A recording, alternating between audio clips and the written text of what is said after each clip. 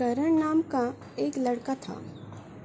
ना किसी से ज़्यादा बातें करना, ना कहीं ज़्यादा आना जाना, बस अपनी ही दुनिया में खोया रहना। उसमें ना कोई छल कपट था, ना वो कभी झूठ बोलता था।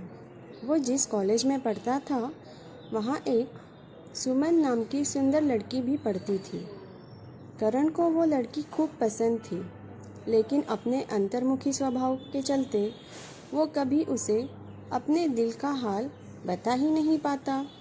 यहाँ तक कि सुमन से सिर्फ बात करने में भी उसके पसीने छूट जाते।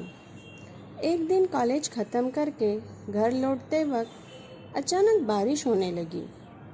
करण बारिश से बचने के लिए एक पेड़ के नीचे जाकर खड़ा हो गया। सद्भाग्य से उसी पेड़ के नीचे सुमन भी खड़ी थी, जिसे करण पसंद करता था। करण मन ही मन बहुत खुश हो गया। सुमन भी करण की तरफ देखकर मुस्कुराई। करण कुछ बोल नहीं पा रहा। तभी सुमन ने ही करण से बात करना शुरू कर दिया। सुमन ने बताया कि वह उसे जानती है। धीरे धीरे करण की भी हिम्मत खुली और उसने भी सुमन से बातें करना शुरू कर दिया।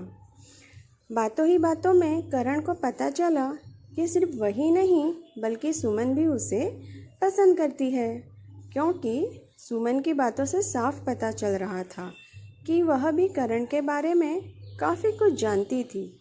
जो ये तभी होता है जब कोई किसी में इंटरेस्ट रखता है। बारिश और ज़्यादा ज़ोर से होने लगी और पेड़ के पत्तों से पानी की बूंदें उन दोस्तों पर गिरने लगी। उनसे बचने के लिए वह पास खड़े हो गए। इतने पास खड़े होने पर करण और सुमन की एक दूसरे के प्रति की भावनाएं ज़्यादा गहरी हो गई।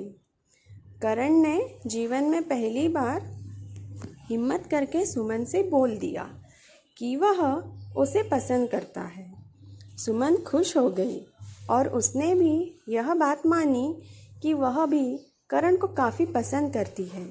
इस तरह से दोनों का प्यार उस पेड़ के नीचे एक नई मंजिल को पा गया।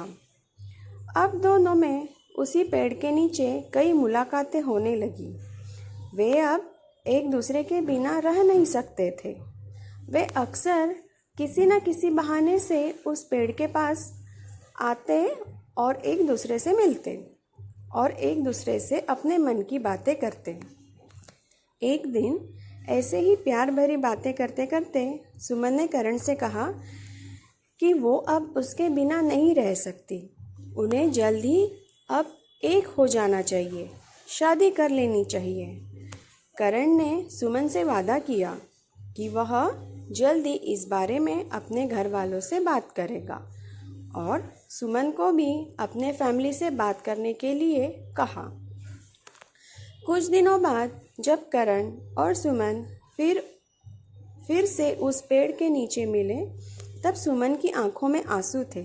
सुमन को इस तरह रोते हुए देखकर करण बहुत दुखी हो गया। उसने सुमन से पूछा कि वह क्यों रो रही है।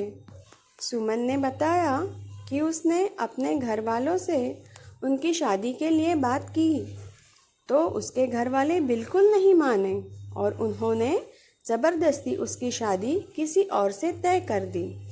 उसकी माँ ने उसे कसम दी है कि अगर उसने उनके खिलाफ जाकर शादी की तो वह उसका मरा मुंह देखेगी। सुमन ने करण से माफ़ी मांगी और कहा कि हो सके तो उसे भूल जाए। करण सुमन की बातें सुनता रहा और उसकी आंखों से आंसू बह रहे। करण को रोते हुए छोड़कर सुमन अपनी आंखों में आंसुओं के साथ अपने घर लौट गई। सुमन की शादी तय हो गई। शादी का दिन आ गया। सुमन सज धज कर बैठी हुई थी, लेकिन उसके चेहरे पर कोई खुशी नहीं थी। तभी सुमन को एक पार्सल मिला, जिसके ऊपर एक चिट्ठी भी थी। सुमन ने उस पार्सल से चिट्ठी को निकाला और उसे खोलकर पढ़ा। चिट्ठी उसके प्रेमी की यानी करण की थी। चिट्ठी में लिखा था, तुम शादी कैसे कर सकती हो? तुम अपनी शादीशुदा जीवन में कैसे खुश रह पाओगी जब तुम्हारा दिल तुम्हारे पास है ही नहीं, क्योंकि तुम्हारा दिल तो मेरे पास है। मैं तुम्हारा दिल लौटा रहा हूँ ताकि तुम अपने पति को भविष्य में प्यार कर सको और तुम्हारी शादीशुदा ज़िंदगी अच्छी चले। सुमन ने उस पार्सल को खोला और देखकर वो बेहोश हो गई। उस पार्सल में करण का खून से लथपथ दिल था जो उसने निकाल कर उसे भेजा था। दोस्तों, हर प्रेम कहानी का अंजाम अच्छा नहीं होता, लेकिन क्या आपको लगता है कि लड़के ने जो कदम उठाया क्या वह सही था?